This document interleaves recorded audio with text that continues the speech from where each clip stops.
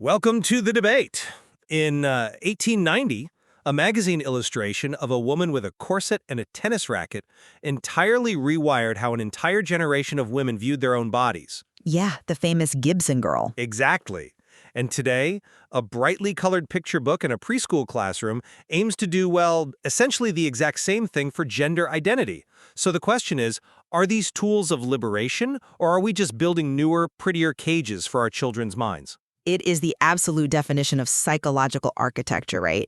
And the tools we use to build human self-concept are incredibly potent, whether we realize we're using them or not. I completely agree. So today, we are exploring the profound power of media to shape human identity through directive influence. We're going to compare two vastly different eras. First, the historical phenomena of the late 19th century Gibson Girl, which was this meticulously crafted ideal of womanhood that completely saturated society. Right, and we're comparing that to contemporary trans-inclusive messaging aimed at young children today. The core question we're looking at is whether the psychological mechanism of directive identity shaping, specifically through the emotional power of narrative persuasion, is an inherently neutral tool. Yeah, and does its modern application to expand gender categories liberate individuals, or does it, merely create new, rigid, prescriptive scripts that children feel pressured to follow? Because our debate really emerges from the source material examining this comparative psychological analysis across the two eras. Exactly. I'll be arguing that while the psychological mechanisms of influence remain exactly the same, modern directive messaging represents a positive, necessary evolution. I mean, it utilizes narrative persuasion and schema theory to explicitly expand identity categories and validate marginalized groups, unlike historical models that, severely narrowed them. And I will be arguing that directive influence is fundamentally prescriptive, regardless of the era. Modern narrative persuasion functions with the exact same aggressive directionality as the Gibson Girl. It actively engineers identity and risks profound confusion by elevating specific new scripts rather than fostering truly open-ended exploration. Okay, so I see why you think that, but let me give you a different perspective. To really understand this, we have to look closely at Charles Dana Gibson's illustrations. If you picked up a copy of Life or Puck magazine in 1902, you saw her. She was everywhere. Everywhere. The Gibson Girl had this very specific S-curve posture, the swept-up hair. She was athletic, she was allowed to ride a bicycle or play tennis, but she was fundamentally designed to be a graceful, marriageable woman. Right. She refined a strict existing binary. Exactly. It was a corset on identity. In complete contrast, modern trans-inclusive messaging actively expands the definition of gender beyond that binary. Giving a child the vocabulary to understand themselves, to see beyond the binary, isn't restrictive social engineering. It is the ultimate form of liberation. I'm sorry, but I just don't buy that. Let me tell you why. You're focusing entirely on the content of the message, but we have to look at the architecture of the delivery. The mechanism of directive influence fundamentally limits open exploration, regardless of whether you consider the goal to be progressive. But the goal matters, doesn't it? Well, we've moved from refining a binary to challenging it, sure. But the psychological strategy is completely identical. Both the Gibson Girl and modern trans-inclusive media rely on saturating the cultural environment to create a dominant cognitive framework. Replacing one set of boundaries with a newly engineered framework is still social engineering. Okay, but think of the Gibson Girl as a heavily restricted operating system. It made things run a little smoother for women at the time. It gave them a few more features, like playing sports or going to college. We saw the farmerettes in the Women's Land Army during World War I modeling themselves after her. Yeah, they absolutely did. The Allender Girl in suffrage media is another great example of that influence. Right, but they were still locked into a closed system. Modern messaging offers an entirely open-source system. Isn't the directive influence of today inherently good because it validates identities that were previously erased rather than forcing everyone into a Gibson-style corset? I come at it from a different way. You say taking the corset off, but you are actually just handing them a different, highly structured uniform. Both eras use the exact same prescriptive tools: repetition, modeling, and narrative. But a more expansive uniform, surely. Look at the modern messaging we're analyzing. Authors like Ollie Pike, who write LGBTQ inclusive picture books for kids, they cloak their messages in gentle, exploratory themes like friendship and curiosity. But that gentle suggestiveness belies a distinctively directive force. The underlying thrust consistently moves children from a state of open questioning to accepting specific, named categories. You're shifting the developmental task from exploring a binary to navigating a highly structured spectrum. But wait, if modern media is tearing down these old boundaries, how does a child's brain actually organize this new, complex information without getting completely overwhelmed? Neurologically, they need categories. And this is where Sandra Bem's Gender Schema Theory becomes absolutely vital to our discussion. Right. Schemas are the cognitive tools we use to organize our understanding of reality. Exactly. Bem showed us that from a very early age, children form these mental frameworks based on societal norms. Think of a schema not as a software update, but as a cognitive filing cabinet. Without explicit intervention, children default to the rigid, binary stereotypes they absorb from the ambient culture. The cultural background noise. Yeah. The research shows that if a child doesn't have a file for a boy wearing a dress, they don't just casually observe it. Their brain takes that non-conforming peer and shoves them into the error or danger file. They exhibit heightened fear or negative emotional responses because they lack the cognitive framework to process it. I see where you're going with this. Introducing trans-inclusive narratives explicitly creates a new file. It activates and expands these schemas in a positive way. Naming the identity builds the folder. It creates cognitive flexibility, which is the exact opposite of what the Gibson Girl did. That's a compelling argument, but have you considered the evidence on conformity effects? You're framing this as though we're just casually handing a child an objective dictionary. Well, aren't we giving them vocabulary? Yes, but when you introduce these schemas to highly malleable preschoolers, explicitly naming these identities, using terms like transgender or non-binary in early childhood education, it moves them from a vague, unexplored feeling to a concrete, institutionalized schema. And what the source data highlights is that this process actively triggers conformity. Wait, really? So you're saying that just by giving a preschooler the vocabulary for a non-binary identity, we are accidentally pressuring them to conform to it? How does that work? Because 4-year-olds are incredibly sensitive to group norms and authority validation. Once a deviation from the norm is explicitly named, narrativized, and socially validated by an authority figure, like a teacher, children adjust their behavior and beliefs to align with it. So they want to fit into the new named category. Precisely. The new schema doesn't just quietly organize a pre-existing reality in the background, it alters their developmental trajectory. You are handing a child a specific lens and telling them this is how you must view yourself. If a child is a tomboy or just exploring, handing them a concrete transgender file might prematurely categorize a temporary developmental phase into a permanent identity script. That's an interesting point, though. I would frame it differently. Providing a label isn't a demand for conformity, it's a lifeline for comprehension. I mean, if you're listening to this and thinking, but giving kids options is always good, you have to look at the alternative. Which is isolation? Exactly. If a child feels a disconnect between their internal sense of self and their assigned sex, depriving them of the schema doesn't stop them from feeling that disconnect. It just leaves them isolated. It leaves them thinking they're the only person in the world who feels this way. But by repeatedly exposing a child to a specific, affirming identity narrative, we're just giving them the tools to understand human variation. The schema isn't forcing them into a box. It's showing them that the boxes themselves are malleable. But you have to look at how that inclusion is enforced. It's not a neutral offering. It leverages Albert Bandur's social learning theory. Children don't just learn by reading definitions, they learn by watching models, particularly those who are socially rewarded. Right, observation. Yes.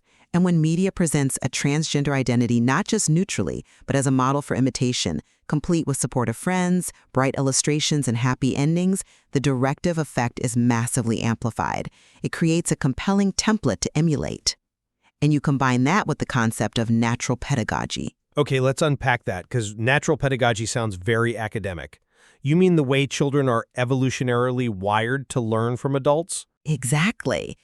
Infants and young children possess a unique sensitivity to what psychologists call ostensive cues. Think about how a mother widens her eyes, changes her pitch to that sing-song voice, and points at a stove while saying hot. Oh, sure, the exaggerated parent voice. Right. The child's brain literally shifts gears into learning mode. That widened eye, that specific tone, that's an ostensive cue. It signals to the child, pay attention, this is a vital cultural rule for your survival. When a teacher uses that exact same pedagogical voice to read a picture book about gender identity to a classroom of 5-year-olds, the child isn't just hearing a fun story. Their brain is logging a crucial, socially sanctioned rule. I'm not convinced by that line of reasoning because it assumes that learning through modeling and adult cues is somehow inherently manipulative. I mean, that is just how human beings learn anything. But we're talking about identity, not just... But even with behavior, you don't teach a child to share their toys by handing them a textbook on ethics. You read them a story about a bear who learns to share. We are talking about the specific vehicle that delivers these schemas, the emotional power of storytelling. And this is where the real magic happens. Humans are natural storytellers. That's true.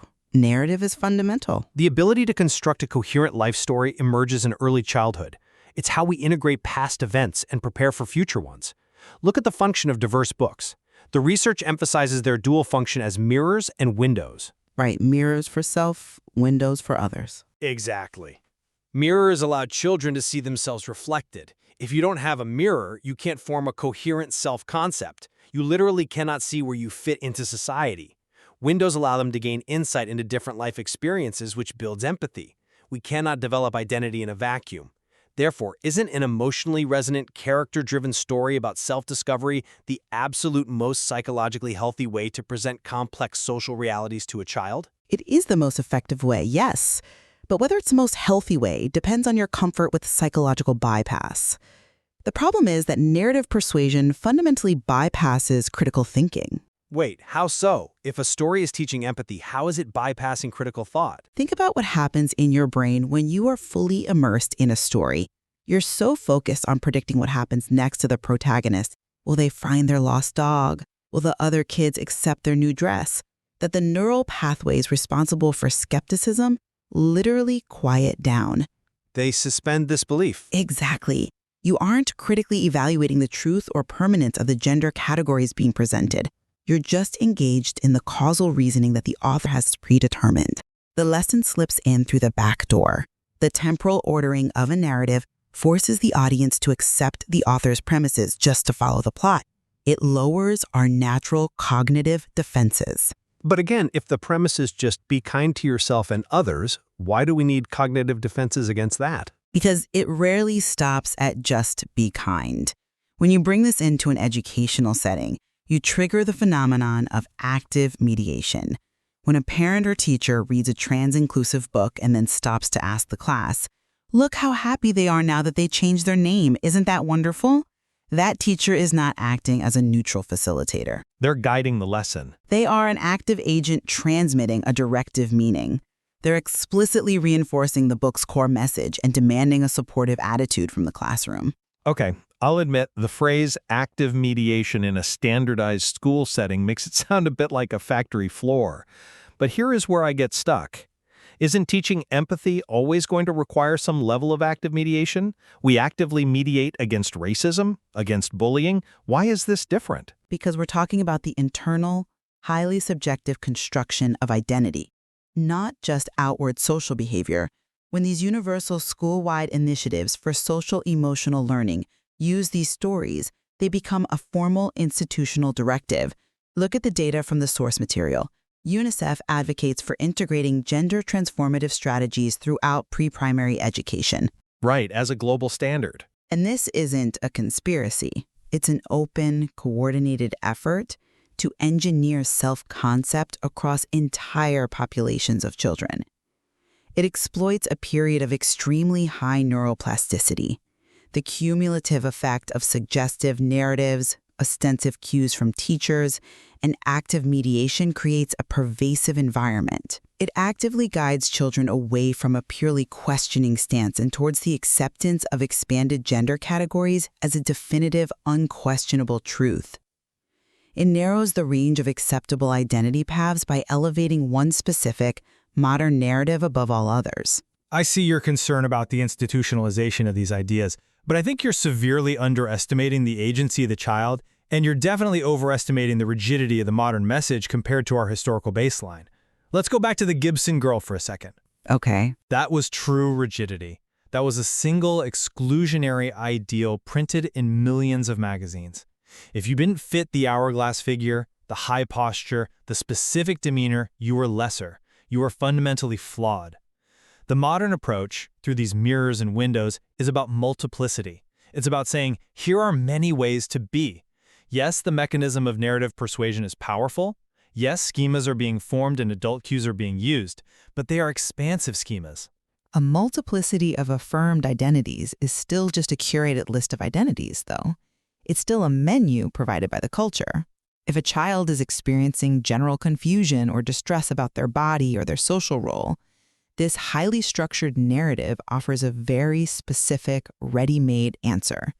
And that answer might not actually be the correct diagnosis for their individual, nuanced psychological state. It might just be the most socially rewarded option on the menu. But without the menu, they starve. They default to the rigidity of the past.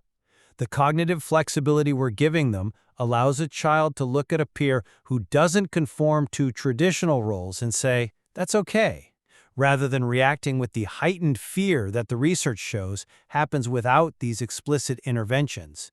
We're using the powerful, admittedly directive tools of media and storytelling to build a more accommodating architecture for the human mind. I think the comparison between the Gibson Girl and contemporary messaging illuminates a fundamental aspect of media's role in society. Media doesn't merely reflect reality, it actively constructs it by promoting certain models of identity as normative and aspirational. Absolutely. The very act of naming and narrativizing a specific identity remains a powerful directive force. It implicitly suggests to a highly malleable child that this is a legitimate expected part of the social landscape. For a child whose brain is in a state of rapid development, forming the cognitive filing cabinets that will organize their world for years to come, this is an immense pressure. You're shifting them from a state of natural identity exploration to one heavily focused on navigating a specific adult-engineered framework. We must maintain a healthy, rigorous skepticism about the consequences of explicitly steering childhood development, no matter how benevolent we believe our intentions to be. Well, as we draw this discussion to a close, I think we've uncovered a deeply complex dynamic regarding how we become who we are. To summarize my perspective, while mass media is undeniably directive, the transition we've seen from the restrictive, exclusive modeling of the Gibson Girl era to the expansive, affirming narratives of today demonstrates an incredibly positive evolution.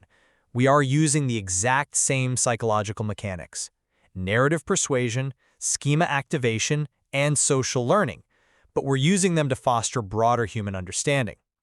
By providing explicit vocabulary and empathetic stories that bypass rigid prejudices, we're giving children the cognitive flexibility to navigate a diverse world. We're giving them the mirrors they need to affirm their own lived experiences without fear. And to summarize my position, the tools of influence, repetition, modeling, ostensive cues, and narrative immersion are timeless, and they're deeply inherently prescriptive. Whether it's a magazine illustration in 1902 dictating the posture of a woman, or a picture book in a modern pre-primary classroom dictating the categories of gender, the very act of naming and narrativizing a specific identity is a powerful directive force that engineers self-concept. By leveraging children's natural pedagogy and high neuroplasticity, we aren't simply offering open-ended exploration, we're steering them towards specific scripts. This leaves us with vital, ongoing questions about the long-term psychological consequences of actively engineering childhood identity development. We clearly still have areas of profound disagreement. The central tension remains whether redefining the landscape of identity truly escapes the restrictive nature of prescriptive media, or if, as you suggest, it merely redraws the lines and creates new, equally powerful scripts. It's a critical tension, and I think reflecting on the value of looking at modern cultural debates through this kind of historical and psychological lens is just so important. The historical data and psychological frameworks we've discussed today offer an incredible amount of depth on how media actively constructs our reality. It challenges us to look past the surface intentions of the media we consume and examine the underlying mechanics of how it actually changes our brains. It really does. It forces us to ask whether the environment we're growing in is a wild, untamed garden or highly calibrated factory floor. Or perhaps it's a carefully cultivated greenhouse, where the architectural blueprint of the glass determines the boundaries of the growth, but the growth still inherently reaches for the sun. Thank you for exploring this with me. We'll leave it to you, the listener, to reflect on your own cognitive filing cabinets, the stories that built them, and the media that continues to shape the blueprint of who you are.